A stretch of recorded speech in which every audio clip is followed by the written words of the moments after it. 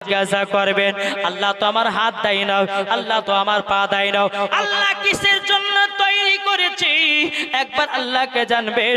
মুসা নবী বলতেছে ঠিক আছে আমি তাই জানবো। আবার মুসা নবী আর একটু আগে গেছে বাবা, আগে যাবার পরে এক দল এক ঝাঁক বাবাজি হাঁস বতক, কি বললাম, হাঁস বতক।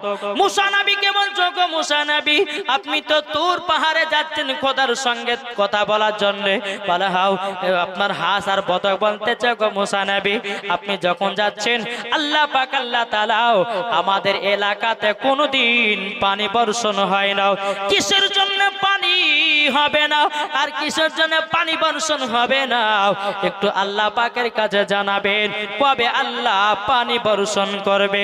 মুসা নবী বলে ঠিক আছে আমি সেটা জিজ্ঞাসা করব। মুসা নবী বাবা এক পা দু পা করে তুর পাহাড়ে গেলেন, যাবার পরে আল্লাহ পাক আল্লাহ